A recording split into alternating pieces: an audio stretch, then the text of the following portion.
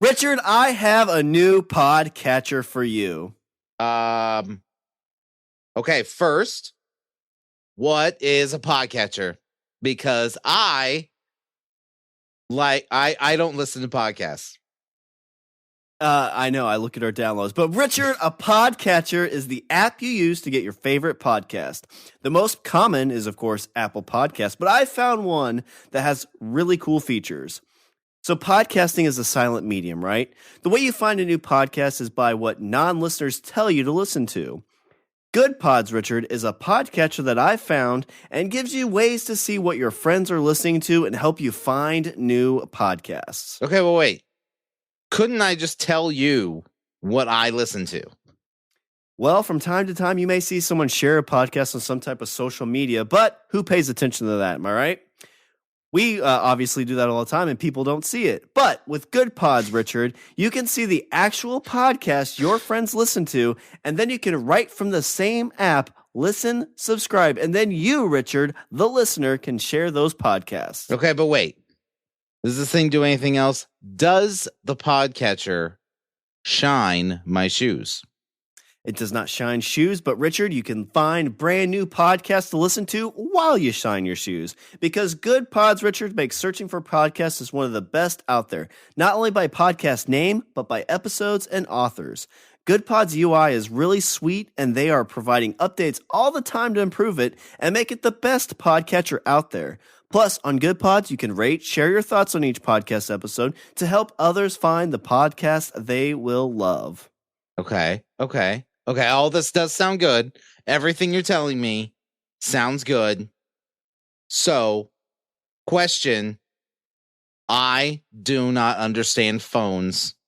Where do I get it? Oh, it's simple, Richard. Just like any of the apps you buy for your phone, you go to the app store of your choice and search GoodPods, GoodPods. You download and rate GoodPods, and obviously subscribe to the Language of Bromance and rate the next episode you listen to. Yeah, because then you catch pods, and then you would catch our pod, and catch our pod because you don't want to catch anything else. Yeah, and you can catch our pod on GoodPod. Because our pod is a good pod.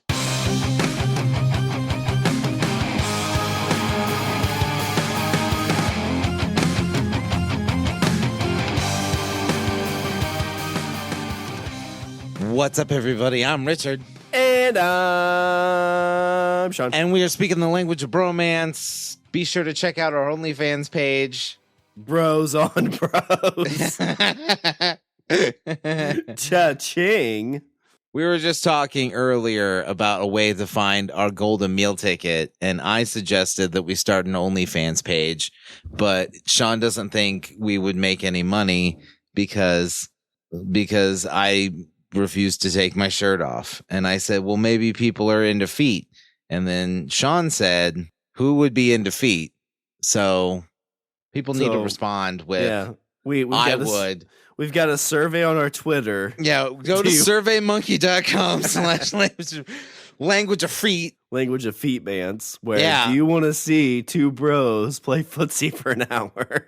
You know what? If we could pull in some money that way, that wouldn't be a bad deal. I'm not a big footsie guy, but you know, if we got like 20 grand a month, and I had to drive over to your place, we had to play footsie while we do our show. You know, if I mean, like, what's your red line on amount? Like, if somebody was like, I'll give you guys $300 a month, but you have to play footsie when you record at least twice. Oh, play footsie? Oh, well, I mean, you have to cover my gas and food. I don't know, maybe like $1,000 a month. Like, that's what I get, like, after. So if somebody gave you what about $900? Would you do it for $900? I think it's got to be a solid $1,000. So $900, you're like, no, I cannot be bought. I feel like if you go down that road, it's like, well, what about 800? What about 7? What about 5? Because you got to think, for me to get to you, that's at least $80 in gas, and then all the work to do the video. What do you mean all the work? You know what? Okay, see, now I'm thinking about this. What if we set up a tripod, like, on your bed, and, like, I drove over, and we just podcasted. We just laid in the bed, and then we podcasted. We had the microphones like up to our chest, and then we just sat and played footsie. No, yeah, that's we did the show. That's what I'm saying. Instead of us we talking, we don't even need to hold microphones. We could just mic the area. That's true. And then put a camera on a tripod right in front of the bed. You know, that's not a bad sit there idea. And play footsie, and then just talk. Lacks the audio quality a little bit because we're making our money other ways. Right. And then we're just laying there. I mean, if you made the effort, like I don't have to sit at this computer. That's actually like we could lay down. We'd be like laying in the bed. Oh, and we could do the Amazon wish list, so we could get like comfy cushions and stuff for the bed. Oh, you get like fucking like Egyptian cotton, like 1,500, like 3,000 thread count sheets. Yeah. The only bad thing is, sometimes we'll be like, let's record on this night, and one of us is too tired. Like you wouldn't have that. You couldn't do that as much because you'd have to do it. That's me. But that's if anybody who's curious, that's me. I'm that guy. And you think about like if you're looking at what you're going to get paid hours. You said twice a month. Yeah, twice a month for two. At least 2 times that we record. How about this? Okay, what about this? What about every time we record? Every time we record and we do it with this setup where we sit and play footsie while we record. But every single time we do it, we get $500. So yeah. Oh, so 5. So okay. The question there, so is it $500 we have to split or $500 each per week? Oh. Or per time? Because if it's $250, that still gets me to my grand. But again, you're looking at a 6+ hour investment of my time. Because it's a 2-hour drive to you, 2-hour drive back, and a 2-hour I would for the drive show. to you sometimes for this. It's true. Split it up halfway. Yeah. Like you drive one time and I drive another time. So what would your dollar amount be? $750. I don't know. They told me like $500 each, or $500 like every time I did it. Like I'd do it. Yeah, that still gets you to your grand though if you did it twice a month, potentially $2,000. Would you do it for $500 a month though? I do it for $500, but I'd only do it once. Yeah. Well, it depends too. Like if you get that backlog going, that might not be a bad deal. Like, I wonder what their feet look like in November. Oh my God, we just like gang shoot a bunch of them. Like just like sit and play footsie for like 12 hours straight. I'd totally do that. What's fun too, so you think about like you do it for times of years. Like, so like, let's say they're like, Shawn, this is just an excuse for us to be in a bed together, isn't it? The problem is you got to build that audience up. So at first it's awkward. It's like, no, wives, listen. No, you just tease it. You just start with like an Instagram post of like your foot and then an Instagram post of my foot. Well, what it is we both have socks on, but our big toes are sticking out. It's like, oh, do you want to see more? Go to our OnlyFans page. Oh, they're totally going to touch. And that's what you do. You tease it the whole time on that first video. Yeah. And then finally, like in the last 30 seconds, we're just slapping together. I feel like in the world of the internet, that should be like you would think that's like a gold idea. Like you could find 1,000 people that'd be like, I want to see these 2 ugly 30-something men smack their feet together for 2 hours. Yeah. How are your feet? Like, what are they? Are they? Because my feet aren't too bad. Like gross wise, my toenails aren't the greatest. No, mine are okay. Oh. I will say that like my heel, like I would 100% have to like run a pumice stone over my heel. Yeah, I don't think you know this. On my right foot, there's like a calcium deposit on the bottom of it. Okay, so it looks like it's about a dime sized, and it sticks up about a centimeter maybe. So I don't know if people would be into that or not. So I might have to get that surgically removed. That's true. Unless people are into that, then they're like, no, leave it. Yeah. Would you touch it with your big toe? Yeah. No hesitation. Yeah. I mean, yeah, why not? It's $500. Basically this whole conversation is how much am I willing to compromise myself? And it turns out the number's $500. Well, and because you think about the OnlyFans pages, I think some are probably pretty mild. I'm not like signed up on any of them because that's one thing I don't want to. I like how you had to like blanket statement that right at the beginning. Just for the record, if I haven't said it yet, I am not subscribed to a single one. I'm just saying because my wife would be like, you know what? I need to listen to Shawn and Richard's podcast. Yeah. She listens to this one. She starts skimming through. She's like, I thought you said this was a convenience store. Checking the bank statement. PayPal Wait account. a minute. That you said this was for snacks. No, so I'm not signed up on it because I don't want that to come across to like any of the wires. And plus, like we said earlier, it's the internet. Like there's plenty of porn out there. Yeah. Which, if there's any porn stars that listen to this podcast, contact us because you need to be on an episode. Yeah, 100%. And B, even amateur. Honestly, I'd be more interested in hearing from an amateur porn star than like a quote unquote big budget one. Yeah, I listened to an interview. I always find their interviews super like interesting.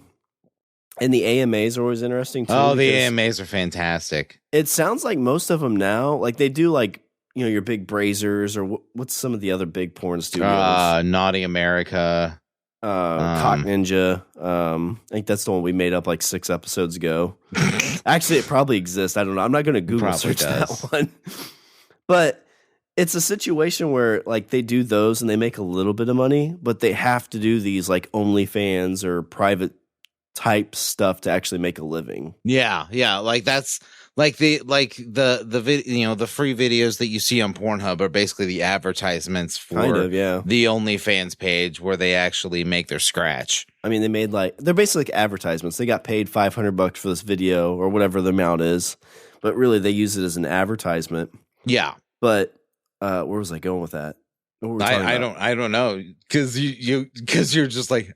And then they do these videos. And then, like, if you type in the chat, you say, hey, say my name. They'll say your name. You say, hey, tell me I'm a successful podcaster. No, keep your clothes on. Just say, your podcast is really funny. But please say it serious. Like, don't laugh when you say it. Because my wife does that and I hate it. She can't even get through it. She's like, you guys are, I can't do it. I just can't do it. And then I lose my podcasting boner. Yeah, and she's like, just take the toaster. I'm like, for what? She's like, your bath. I'm like, oh. Well, but no, 3rd time's the charm, I guess. I fixed the outlet. No, you were saying that like you'd want to talk to like an amateur porn star. I feel like most of them, for the most part, are pretty much amateur because they get most of their money from like the OnlyFans and stuff like that. Yeah. So they are actual like stars in the. Is porn star really even a thing now? Honestly, I would say yes because you look at. I mean, there's still like big named. There's like named porn stars like if I say like Riley Reid or Asa Akira. But those have all been around for like 10 or 15 years, haven't they? Well, see, that's what I'm saying. Like, I would say that like the bigger, the quote unquote household names, like they've gone on to start like start their own studios or start, companies or start, like I would say that the porn industry is one of the few where women kind of have a better shot at running the table. Yeah, because that turned in the mid '90s with like Jenna Jameson and like some of those. Yeah. The guys running are like, oh, you need to do this. Like, you know what? I've got the moneymaker. I'm gonna call the shots. Yeah. But but I guess I see what you're saying. Like, is it all amateur now? I mean, yes and no. I mean, I would argue, like you look at videos, just production quality alone. I would say that some are much more. Some are shot on a webcam, and yeah, but I mean, it doesn't take much to have great quality. Like, you could shoot stuff on your iPhone. Yeah, and it would look super like high quality. Yeah. It's kind of, I mean, it's really just, we talked about this with our Twitch buddy. There's so much available to do that now that the cream doesn't really rise to the top as much anymore. Yeah. Like you go to an OnlyFans and you're like, I want to find this. Like you can't even search it. Like you have to find them through some other avenue. I think, I don't know. Like the homepage is like you have to you have to sign up. And again, I don't want that popping up on my Twitter or my Facebook. I'm not that curious yet. Emphasis on the yet. Yeah. Well, I think if yet would be like if Tiffany would like, I just want to see what this is. Because let me throw this idea at you, babe. Rich and I, footsies while we do podcasting. Before you say anything, no, it's not weird. Have you ever? Okay. And I guess maybe this isn't so much true for you because you live in a much more densely populated area than I do. But there's been a time or two where I've like contemplated going on Tinder just to see who's there. I just because. Okay, but I guess the reason I say this is because when you consider like where I live, like there's not that many people. Oh yeah, you're bound to find somebody you know on Tinder. Yeah, exactly. And then you just be like, what the fuck? But then, like, obviously, you know, you don't want to do that because then, you know, why the fuck would you want to? Because then, like, I feel like having a Tinder account is much more culpable, makes you much more culpable than it. I mean, that's a dangerous game to play because, like, if you set it up as a goof and your wife sees it on your phone, exactly. And even back it up. Let's say you do, and also, like, I'm not that curious. Like, I'm curious, but I'm not that curious. I'd want it more for like a morale boost, which, you know, it'd be like, you know, how many people swipe right? That's horrible. That's not right. You just want to go on there just to be like, well, at least I'm not as sad and pathetic as this. No. I want to see how many people would swipe right on me or left or whatever it is. Okay. You know, and be like, oh, babe, look, this chick totally wants me. She's like, I think that's a dangerous game, though, because I feel like that has a potential to backfire. Yeah. Because then, like, you go and you're like, you have no matches as of 2 months ago, and then you're just like, God, I needed a win today. Like, you're feeling really down, and then you look at that and you're just like, motherfucker. I'm like, you know what, I'm gonna check my downloads for our podcast. Well, shit. Well, I needed a win so bad. I go and snuggle up close to the wife, and she's like, nope, not today. And I'm like, well, I'm just gonna go check my Tinder. And the only person to swipe white's somebody named Richard. How did you get to Colombia so fast? But I mean, that's even the thing too. Like, let's say it's a because there's the thing out there that couples will do where they're like, let's go to a bar, not necessarily like pick up a person like pick up somebody, like see, oh, who can pick up whoever first, but like let's just go and like flirt, whatever, not take anybody home, just to see who can like get a number or whatever. And that always seems dangerous. Because again, like I would go, Tiffany would get like 75 numbers and I would get 0. And she's like, why the fuck am I with this slub? Do you know what my husband does? He does a podcast. Does he get a lot of listens? But you know what? He has a Tinder profile and nobody swipes right on him. I'm totally safe. But yeah, same thing. It's like, hey, why don't we set up a Tinder account like a goof? You know, and she's just getting like pounded with hot dogs, you know? Yeah. Like it's that meme where it's the girl just getting hit with hot dogs from all over the place. And then here I am, like, with 0 swipes. Yeah. Yeah. See, that's what I'm saying. I feel like that's a dangerous game to play. Because, like, in the event you get nothing. But it goes the reverse, too, because, you know, if you're like, hey, let's set this up at a goof. And she's like, you know what? This guy, Rob, is a veterinarian. He's got a 12-pack. He volunteers. He loves kids. You know what? Shawn, I got a contestant on MasterChef. Yeah. You know, the dog's not feeling well. She takes my big dog, Malcolm. He comes back wiggling his tail. I'm like, how'd it go? It's like, it was great. He took Malcolm She for a comes walk. back wiggling her tail. Yeah. I'm like, what happened? She's like, oh, I'm tired. 4 PM. Why are you walking so weird? I just love animals. He's got horses. Yes, he does. Damn it. Not what I want in life. So what you're saying is, at the end of the day, our only hope to make any money is to win the lottery.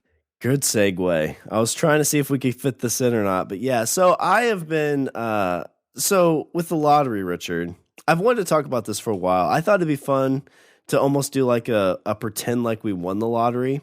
Mm-hmm. But then at the end of the episode, before you start, I just want to say that for the record, we were talking about the OnlyFans thing. Yes, and we were talking like this wasn't a conversation that I just, it wasn't a hard segue, but I knew you wanted to talk about this, and then that's where it connected in my brain. So I thought it'd be fun to like pretend like we won the lottery, because if I won the lottery, you won the lottery. I don't know about you, but with me, I would definitely pump some money into this show. Like I would buy people to listen to this show. I would, yes, 100%. And so I thought it'd be fun to pretend like we won, but at the end of the episode, we'd still be poor, and it'd make me sad. And then I'd have 0 Tinder likes, and our OnlyFans page would still be at 0. And there you are, just playing footsie with yourself. Yeah. And I'm like, I've got a life insurance policy. Accidental electrocution. Fix the outlet for the 4th time. But so how often do you play the lottery? Like if you say in your lifetime, or let's say like the last 5 or 10 years. In the last 5 or 10 years, how many times have I bought a ticket? Yeah, and I'm talking like, I used to do scratchers when I was like 18, 19, like every now and then. Uh-huh. But I'm talking like, you're dropping $10 down for like a Powerball, like the big $10? No, I've never spent more than $7 on lottery tickets. Because they're the Powerball at any given time. Now, if you're asking me how many times have I played the lottery in the last 5 to 10 years, I would say somewhere between 5 and 10. Okay. Times. I was trying to do the math, how often I've played.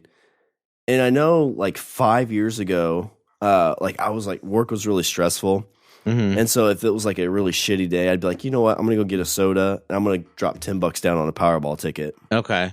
Because the best time after, like, to me so far in life, the best time with playing the lottery is like the 3 days before the drawing after you bought a ticket, because your mind goes all over the place. Yeah, that's true. You start doing the math. You're like, okay, well, it's at $300 million. And $300 million is generational wealth. Agreed. Your great grandkids, if you're not a big fuck up. Do you like figure out how much it's going to be like after taxes and everything else, and then? Usually I just do like 40%. So if it's that's about what I usually go with, like a third. So like if it's 300, I usually say, okay, like 2/3 of that is gone. So, and I can't remember I think you get more if you take it in chunks over like 20 or 30 years. In the long run, you end up getting more. I don't subscribe to that. I would take if I was given the option, okay, do you want it all as one lump sum, or do you want us to dole you out payments? I'd be like, I want it all. I understand that I'm gonna end up with less. I understand that they're gonna give me less, but I can take that bulk sum and turn it into much more at once. Hopefully, yeah. See, and that's the thing that I always think about, and there's amounts you can get, right? Like you go and it's like, oh, well, it's $10 million. I could probably end my life on $10 million if that's the physical amount I get. That would definitely last me my whole life. Would probably get my kid a decent chunk. My great grandkids, definitely not. Like I'm pretty sure it would be mostly gone by then. I don't know. The reason too, with I don't know, maybe like $5 to $10 million, the risk if you mess up, like you can't mess up with that money. Like you can't go out and be like, I just lost $5 million. I mean, you still have $5 million. That's true. But if you have $300 million, you can make more mistakes. You can take more risks. Agreed. So, like you're saying, like the lump sum, I would probably take that money and either drop it somewhere where I was getting a specific amount a year, like basically getting paid like I do now or whatever. Yeah, like in my head, I'd be like, okay, we're gonna fully fund retirement. So that's done. So that way I know that no matter what happens, things will be okay at the end. That's the risk. Yeah. Yeah. No, I see what you're saying. So I get this big lump sum. So a chunk of that goes to retirement, and that's that. And then another chunk of that would go towards something that I gain a modicum of interest in, and that interest would be what I would live on. And then whatever is left would be the fun play stuff. So would you have like a bank account that you just pulled from when you want, or would you treat it almost like a trust fund where they give you like a 2-week stipend kind of thing. It would be like that. Like basically in my head, what I would do is I would have a lump sum in an account that would generate interest, and that interest would go into a separate account that I would use. Almost like a paycheck kind of thing. Exactly. That's how I would think I would do it too, because I'm pretty good with money. I'm pretty smart, I think. But there's nothing worse in life I can think. And I've got some stories that we'll read that talk about this. You know, if you got, like I said, $10 million is like a low-end Powerball amount of money, right? Mm-hmm. A lot of money. It's nothing to like gawk at for sure. Sure. But I wouldn't want to be 65 realizing that 30 years ago I got $10 million and now I have nothing. Yeah. Because at that point you're 65, nobody's going to hire you. Yeah. And, you know, that boat that you had that you bought for like $6 million is only worth like $300,000 because it wasn't a good investment. Yeah. Yeah. Dangerous stuff. But yeah, then the play money would be like, oh, I'm going to get a house. I'm going to get, you know, a car. I'm going to get, you know what I mean? Yeah. Would you, because this is, I think, how I would do it. I would try to find, not really a money manager, but somebody that I could trust. Oh, I would 100% I would have a team of people. There would be, so this is how deep in my head that I've gone into it. I actually found a Reddit post a long time ago. How I don't know if it's still up. I don't know why I didn't think of pulling this up before. It's the one where they talk about like the things to do if you win the lottery or whatever. Yes. And I listened, I looked at that and like, I was like, oh, I need to follow this like to the letter. And the first thing was like, okay, before you even think about cashing in that ticket, go see a lawyer. I've heard that. Yeah. Like go to whatever the closest big city wherever the closest big city is, drive straight there and speak to a senior partner at a large law firm. Because, and obviously considering the fact that you are, you know, that you have, let's say $30 million, they're probably going to take your call. I would assume. And then it's through that lawyer that you're going to set everything up. You're going to set up your retirement. And that lawyer's going to be the one to introduce you to like a money manager, to a retirement specialist, to he's the one that's going to help introduce you to this council of people. And you give like a specific amount that you would, because like, you'd hate to show up somewhere with like, I got $10 million and they're like, all right. And you end up losing like half of it to them through some kind of weird loophole because they charge a minimum. Yeah. Because that's the other thing you have to worry about with this stuff too, right? Like you've got a $10 million lottery ticket. And I say 10 million, the one reason I'm going to that, because if you have like, you remember, was it 2 years ago where the Powerball reached like $1 billion? Yeah. Like you win $1 billion, there's a lot of shit you can fuck up and be okay. If you end up losing $900 million, that sucks. You still have $100 million. Yeah, that's true. But yeah, does he give you like a minimum that says like you should do it if it's over this amount, or he just said in general? Well, basically the thing is, the premise was that you self-incorporate and then you claim, and then your corporation is what's going to claim that ticket. And the reason for that is to help keep your anonymity throughout the process. Because the whole point of this process, from what I was reading from this guy, the whole point of this process is to basically minimize your exposure to the world.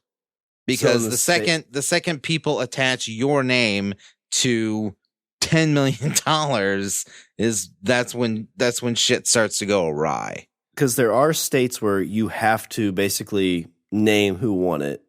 There's some that allow you to do it anonymously. Right. But if you self-incorporate and then the corporation is what claims that prize, then that also helps keep your anonymity. So, like, if you went self-incorporated as Lob for Language of Bromance, so Lob Incorporated, who's won the lottery with $10 million, your cousin Vinny can't be like, oh my God, Richard just won this money. I'm going to go talk to him and see if he'll give me a loan for $100,000. Yeah. Seems legit. Or basically like your lawyer would go to claim the money on behalf of your corporation. I gotcha. And then they would just basically take it right to your money manager or split it in whatever ways you've already kind of figured it. Right. Because you have... here it is. I found it. It says, this is the absolutely most important thing you can do right away, and that is nothing. Do nothing. Do not tell anyone. Don't say anything to anyone, and immediately retain an attorney. Get a partner from a larger national firm. Decide to take the lump sum. Most lotteries pay a really pathetic rate for the annuity. And it doesn't take much to do better than the 4.5% return. Rather than leaving it in the hands of the state, you can pull all the money and then take, and use it however you want. If you take the annuity, you won't have access to that lump sum in the event you need it. Which can be plus and a minus. Could be, yeah. It's like, no, if I do more advertising for this OnlyFans, it'll totally take off. And the other thing he says, decide immediately how much you're going to give to family and friends. Which is the other thing that's kind of tough because, we've talked about this before. It's hard to give away money. Yeah. In a sense that, like, you can only give, I think, before people get taxed is like $10,000 in gift money. Anything over that, and then the person gets taxed on it. Yeah, something like that. It just said, decide right now how much you plan to give to family and friends. This really shouldn't be more than 20% or so. Figure out right now how much that amount should be. Pick your number and then tell your lawyer, and that's it. Don't change it. Don't change that number. 20% of 114 million is 22.8 million. That leaves you with 91.2. Do not consult with family when deciding how much to give the family. You're going to get advice that is badly tainted by conflict of interest, and if other family members find out that Aunt Flo was consulted and they weren't, you will never hear the end of it. Neither will Aunt Flo. Do not give anyone cash ever, period. Do not buy them houses. Do not buy them cars. Tell your attorney that you want to provide for your family and that you want to set up a series of trusts for them that will total 20% of your after-tax winnings. I wonder if that's how you get around the taxes part of it. So basically set up these different trusts. Yeah. Tell them you want the trust empowered to fund higher education, some help, not a total purchase of their first home, some provision for their weddings and the like. Do not put yourself in the position of handing out cash. Once you do, if you stop, you will be accused of being a heartless bastard. Which I feel like at that point, you're going to have family members who are pissed at you, like extended family members, right? Oh, yeah. 100%. So what sucks, but you pretty much almost would, if you could be fully anonymous about it, you show up in your Lambo and you're just like, yeah, I got it on a good loan. It's a lease. But yeah, you don't tell your family anything about this.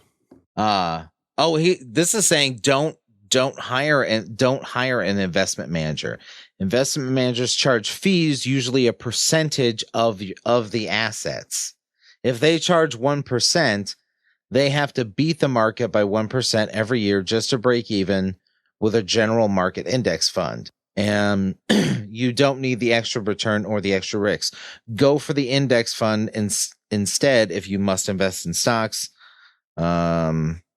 Investment managers will sound smart. They will have lots of cool acronyms. They will have PowerPoint presentations. They might pay for your shrimp cocktail lunch at TGI Fridays while reminding you how poor their side of the family is. You know what? If I'm walking in with like $100 million and they take me to TGI Fridays, instantly, no, you're off the We're list. done. We're done here. I'm going to walk in with my fur coat and be like, I don't want this. Get your pot stickers out of my face. Yeah. Good day, sir. This blooming onion tastes like poor. But this guy's basically saying, get all this figured out before you even claim your winnings. So does they're he say, not going anywhere because I think you have like up to a year. 6 months to a year, yeah. Yeah. But does he say not to sign the back of the ticket? Because I've always heard you need to sign the back of the ticket. I've heard that too, that you should sign your ticket. Because if, somebody else can't claim it, then at that point. Right. Let's see. What else should you do? If you're really paranoid, you might consider picking. You're not going to double your money. Right now, you'll get around 3.5% on the 10-year U.S. Treasury with 18.2 million, 20% of 91.2 after your absurdly generous family gift. Invested in those, you will pull down 638,000 per year. If everything else blows up, you still have that, and you will be in the top 1%. So basically, just living off the interest, you can make 600,000. Yeah. Well, that's if you put in like almost 20 million. Well, and honestly, I always feel like, and some of these stories might explain that. I feel like when you get too greedy with that, because like $600,000 is a good chunk of change. Yeah. You could live pretty healthy on that. I would be 100% fine with that. And I know you usually live to your means. I think that's the thing you'd have to really avoid with that. Like, it's like, well, yeah, I mean, but don't we really need that $20 million yacht? It's like, but you can't even sail. It's like, yeah, I know, but we could hire somebody. That's $53,000 a month, Shawn. That's a good chunk of change. And to me too, like I wouldn't want a ridiculous house. You for that kind of money, because I think they say, what is it, 3 times your yearly income is the cost of the house you should buy. So you're looking at almost $2 million home. Yeah. Which is a nice home in a lot of places. Yeah. $2 million, I think it's a nice home almost everywhere. Yeah, I think some of the houses on the hill, Beverly Hills, is like around that, maybe a little bit more. I'd say if you're talking like Beverly Hills or like fucking, if you're talking like beachfront, like beachfront West Coast California. Oh, beachfront, yeah. I was thinking like the Ben Affleck house. I think that was like $2 million. Well, yeah, but that was $2 million probably like 15 years ago. Maybe. I would say if you're trying to spend $2 million on a house, you could get a decent house in Beverly Hills, but you like by no means you wouldn't have a mansion in Beverly Hills on $2 million, but you'd have an okay house. Yeah, that's the question you have to ask. Do you want that? To me, you'd have a 2 to 3 bedroom house in Beverly Hills. I'd probably want like a really nice house, like maybe in Texas or Arizona. I wouldn't. You know what? I wouldn't want that. You know what I would want, Shawn? I would want a series of houses and or apartments spread throughout the globe. I'd do a main house and then a condo, like maybe a couple condos. I would have apartments in like all over. But see, I think that's when you start dwindling into your money, because you get condos in New York, like you're looking at least what, 500,000 to $1 million. No, I don't see. That's the thing, is I don't think I would want I wouldn't want a condo in New York. I would want like a small apartment, like a 1 to 2 bedroom apartment in London, or a 1 to 2 bedroom apartment in Tokyo, or like I would have like little, basically like I would have like both holes, like safe houses, basically. But what's the benefit from that instead of just you go to Tokyo? I could just go wherever I wanted. Well, you still could. I mean, on that kind of money, you could still go to Tokyo and get $1,000 a night place and be in great shape. Yeah, but it's not mine. Yeah, but you have to pay somebody to take care of it. Well, I guess what I'm saying is, instead of paying $2 million for one place. Oh, I was just saying that's like I would rather buy like 4 places in different parts of the world. Yeah, for the same money. You still got somebody that has to maintain it. That's the part that you show up and then like the toilet hasn't been flushed in 6 months and you go to flush it and it runs. You got to pay a plumber to come fix it. Well, see, then I could just Airbnb all of them. But then you got to have some kind of management company that's got to manage it. Some kids come in, clog the toilet. But if I own the place, There's then some I'm podcasters that sit there on the bed and they play footsie with each other as they record. Yeah, but see, if that's the case, then I'm gonna want to cut other OnlyFans money. That's true. How much are you making off of this? I want half. Yeah, see, I think I'd be in more of the boat where I would just. And once a month, I want to be in the middle. If we're talking like you said, the $600,000 a year kind of round, where that's the income we're getting, I would want one nice home, not the $2 million, probably like maybe the $1 million or maybe even $500,000. I don't know, and then just travel. So that's what I'm saying. See, I would do that. I would rather buy instead of spending $2 million on one place, I would spend that $2 million on 4 different places all over, and then use my $600,000 to travel between those 4 places and do whatever. Yeah, but then you're limited to those 4 places, and you got all the. Well, no, see, I'm not limited to those 4 places, but I have. Yeah, I have home. I have places that are more mine. Yeah, I mean, if you spent like 3 months at each, that would probably be okay then. This is your winter home. This is your summer home. This is your spring home, fall home. I just don't want any of the maintenance. When I have that much money, I don't, because that's how I am now. Like, I worry about everything in this house. If I had a house like 10,000 miles away, I would be stressed out all the time that something bad's happening there. I take care of it for you. Yeah, if we both win, I guess that we just keep rotating. Oh yeah, we could. Yeah, that's not a bad idea. But I found a few stories that kind of tied into this lottery thing. There's 7 inspirational ones. And as you would guess, there's 20 not so inspirational. Oh my God. I'm noticing there's a bit of a disproportion there. I don't remember what the percentage is, but there's a high percentage of like lottery winners who are broke within like 5 years. So this is from businessinsider.com. This is the ones that are bad. And the 7 inspirational are from thebalanceeveryday.com. So this first one is the bad one. So I'll do like 3 bad ones. So Laura and Roger Griffiths bought their dream home and then their life fell apart.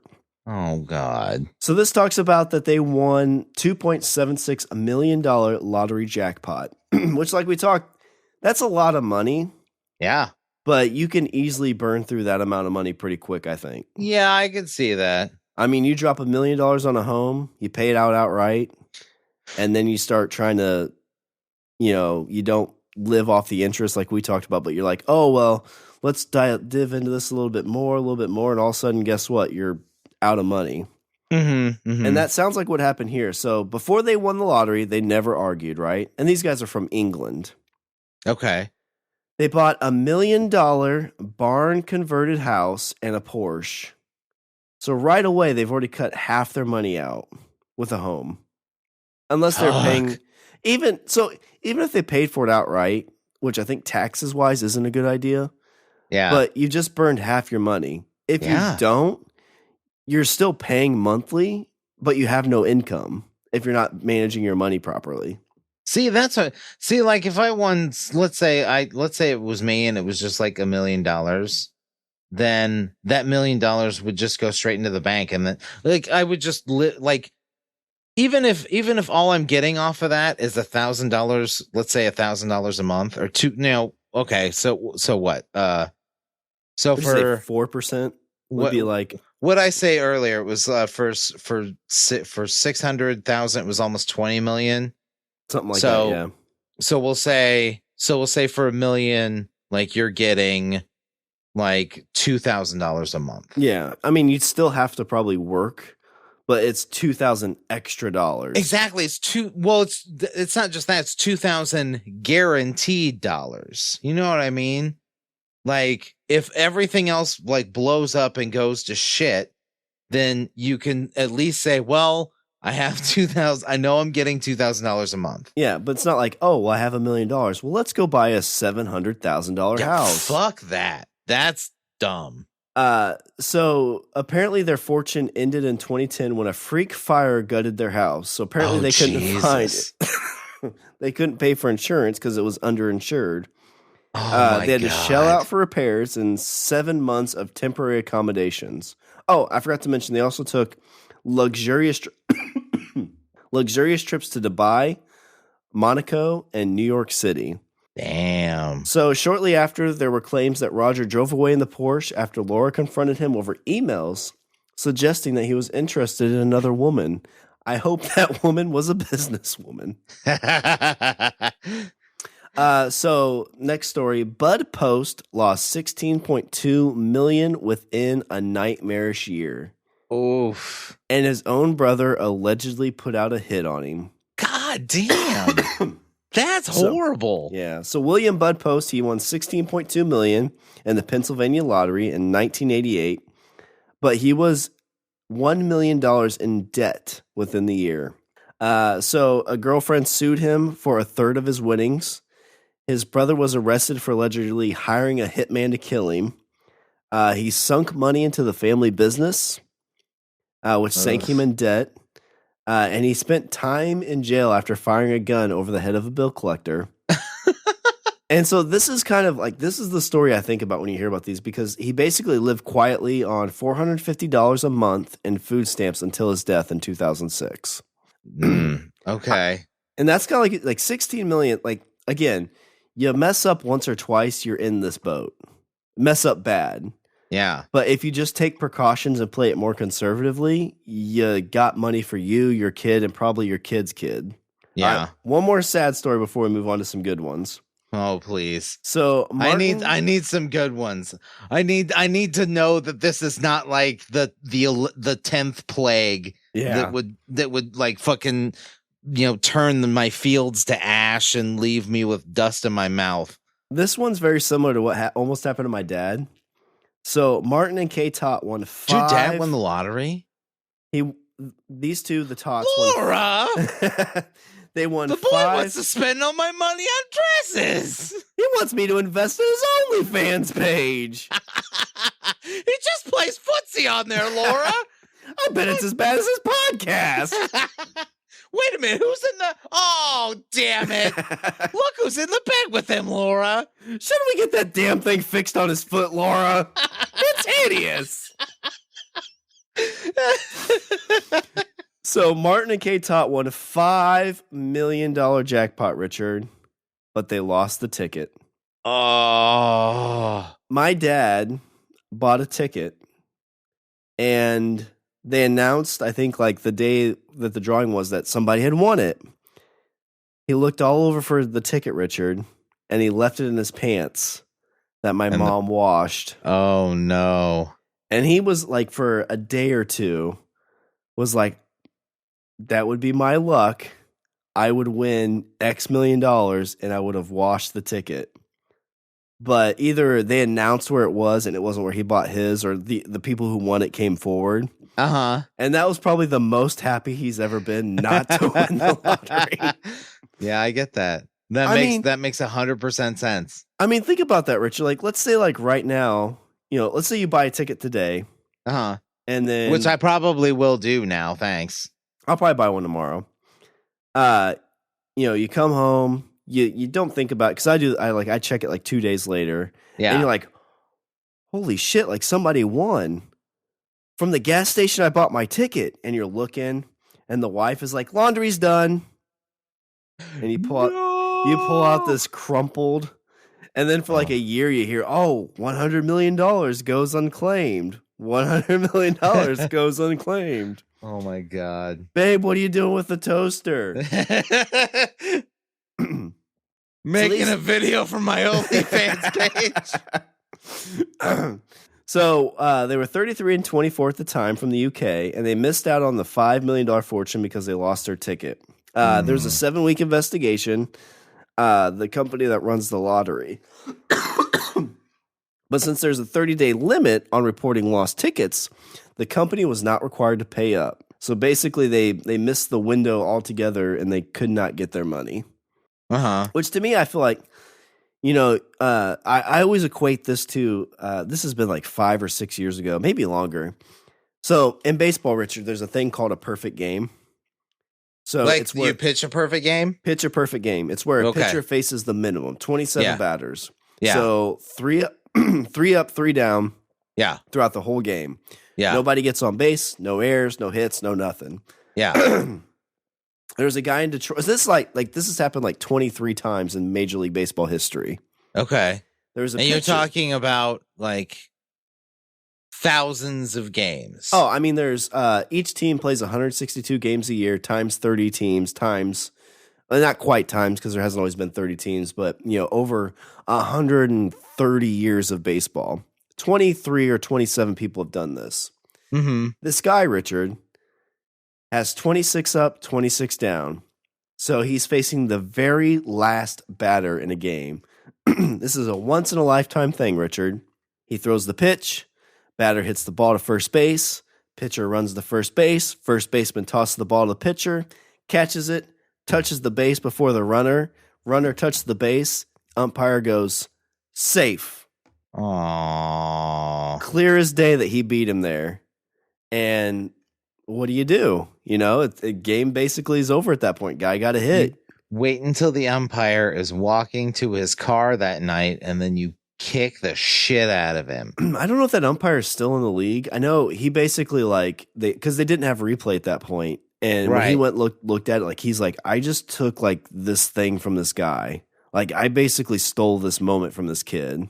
Yeah. And he felt horrible about it. And I always equate that to because he's never going to do that again. They call it winning the lottery because you don't ever, nobody gets to do that. Yeah. Yeah. And to be like, hey, I've got this winning ticket. Where is it? And, it's the one time the wife decides to do your laundry. You're like, fuck. You're telling your great grandkids, I could have been a millionaire. Yeah, that hurts the heart. That does hurt. But let's go over some give good me stories. happy stuff. So you depressed the fuck out of me. We can't start an OnlyFans page because nobody wants to watch us play footsie. Yeah. If I win the lottery, I'm 20 times more likely to die in a horrible fashion. See, or end up fucking destitute and homeless. Let me share these 3 good ones. Give me hope. Give me hope, Shawn. A Powerball jackpot lets a cowboy keep ranching. Okay. So things were looking bad, Richard, for 23-year-old Neil Wainless back in 2009. The down-on-his-luck cowboy is behind on his property taxes. Could not make basic repairs around the ranch, Richard. His cows were getting out. He was selling scrap metal for a little extra cash. He was one of the poorest ranchers in Todd County, South Dakota. Oh. On a feed run, Richard, he bought a Powerball ticket. He spent $5 on 5 plays. Okay. And he won $88.5 million. Wow. That allowed him to keep on ranching. So he got to keep the family farm. That's good news. That's like a Disney movie. No, the Disney movie is he'd have this horse that would come out. It would have a gimp, but he would believe in that horse. Yeah. And that horse would grow up to be the big swan type thing where it's the most amazing Clydesdale ever. And also he instead of a guy, it would be a talking rabbit. Oh yeah. And then he'd be this veterinarian, and all of a sudden this woman would come with this dog named Malcolm. Oh my God. What if you were a talking rabbit and your job was a vet? You'd be an animal working on other animals. Well, that's what humans are. It's the sound of my mind being blown, motherfucker. I guess technically vets are animals working on other animals. Oh my God. And then humans That's are so fucking meta. Wow. So, Richard, story number 2. A single mother of 5 wins a life-changing Powerball jackpot. When Cynthia B. Stafford's brother was killed by a drunk driver, she took in his 5 children, raising them as a single mother. January of 2007, money was tight. She was living with her large family in a 1,000-square-foot house, struggling to pay the bills. There was a lottery, not just any lottery, $112 million jackpot. Uh-huh. So that popped into her head how that could help. So she went and bought some lottery tickets. And she visualized how it would feel once she won, which I feel like everybody does, right? I know you said you don't buy lottery tickets much, but when you buy them, for the first couple days before the drawing, do you feel like you're going to win? Yes. Okay. I'm not the only one then. Yes, I do. Otherwise, why would you buy it? Oh, I'm sorry. So she had 112 million in her head. Okay. So 3 years later, that was what the jackpot was. So she bought a ticket. Oh, okay. Okay. That's kind of cool, actually. That's quite meta. Yeah. That talk about fucking meta. Yeah. Oh, that's why I never win, because I'm always like, I ain't going to get fucking shit. Yeah. That's what I get every time. She credits the law of attraction and prayer for her prize. So that money helped her family and everything else too. She actually still buys lottery tickets every week. Even to this day. My grandpa actually, I don't know what day it is he does it, but he plays the same numbers every day, which I feel is like a risky endeavor to do, because what happens the week you don't play and those numbers pop up? Right. That's the same like toaster situation. For Yeah. me. See, like, okay, I was going to ask, like, when you get it, like, do you go for set numbers, or you're just like, oh, just give me whatever? I just get whatever. Yeah. Me too. Because again, like it'd be my luck. I'd be like, I want, blah blah blah blah blah blah blah, and I wouldn't win on Wednesday, but Thursday drawing. That's what it would be. Yeah. Yeah. All right. So last good story. So Mega Millions winner honor their parents with a splash park. So when John and Linda Cutsey office lottery pool won one of Mega Millions' biggest jackpots, they knew what they wanted to do to pay respect for their parents. So they went to Green Island Village Hall and asked how they could help. The answer was to help renovate a local park, replacing an older wading pool with a modern spray park. Have you ever been to a spray park? What's a spray park? Spray park, we got one here. It's set up like a pirate thing. The water is only like maybe 1.5 feet, 2 foot deep all around it. So it's more for like toddlers and younger kids. Okay. But you don't have like deep ends. You don't have like a bunch of crazy kids. So like, as an adult, you can kind of walk around in like ankle deep water. Okay. And you don't have to worry about just it being deep, or, it's safer for kids and stuff like that. Okay. But yeah, that's what they use their money to honor their parents. The whole area is like 2 feet deep. Cause like most of the like the community pools and stuff around here, like there's a large area that's like, like ankle deep. And that has like, like basically almost like playground equipment, like in it that they can like climb up on and do shit. Yeah, the one that we have is kind of like that. They have like concrete slides and stuff like that. There's like have the epoxy paint on it, so it's smooth. Yeah. And there's like some spraying stuff, but for the and it's what's nice about it too is it's not like a big pool. So where like if it's a big pool, everybody's there on the side. With this, they kind of like have a lot of small pockets. So you can kind of, like be a little bit more spread out and private, I guess, is the best way to say it. Okay. Yeah, they're totally cool. But yeah, they helped build this in honor of their parents. And actually, the Cutseys were able to buy a new home in Florida. And even after the taxes and stuff like that, they're able to quit their jobs. Nice. So they're still together from the sounds of this and doing well. Oh, see, now that made me feel good. Thank you, Shawn. Thank you for filling up my soul. You're welcome. Before this, yeah, good stuff. And bad stuff. To wrap this up, I gotta say that money is not necessarily the root of all evil. It is what you make of it. Oh, I agree. The problem is that for most people, it makes you into an asshole, unless it's us, because we are kind of benevolent people. And if you want to see us play footsie twice a month, go to our SurveyMonkey account. Go and let us know that you want footsie mance. Yeah. So if I won the lottery, what I would do, You would never see me again, Shawn. I would disappear into the ether. Would you still do the show? Because like if I win, like I'm still doing this show. I'm 100% doing the show. My life just all of a sudden got 50 times more fucking interesting. I know, right? Well, and it's like, oh, sorry, my mic is dripping money. Yeah. I mean, I would, try to finance like an independent movie, do stuff like that. Yeah. Like, I'm Richard. Hang on a second. I got to do 50 lines of coke off this hooker's ass. Shawn, what's going on in your world? Well, I'm eating ramen. Again. I mean, I always think about, I always wonder too. So how much do you think it would take for us to invest like in this podcast for it to like just like become popular? I would say $40 million. no.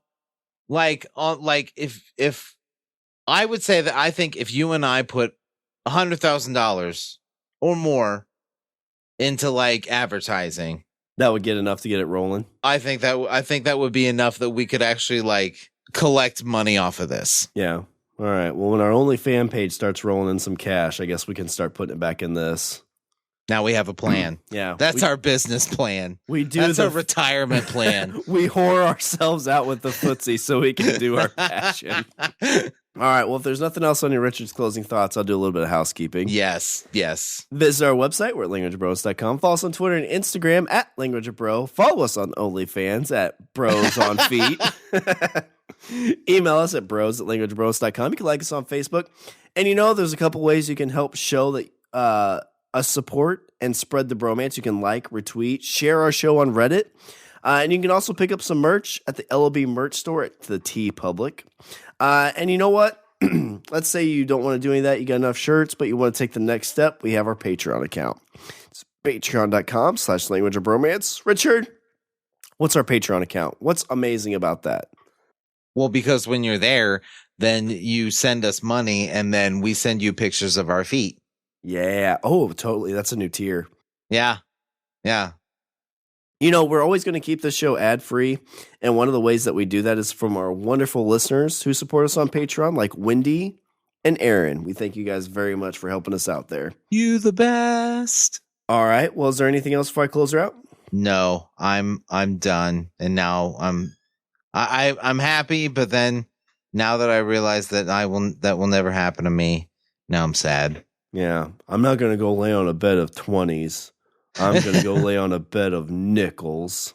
All right. Well, that's all the bromance we have for this show. I'm Shawn. And I'm Richard. And remember, don't be a why.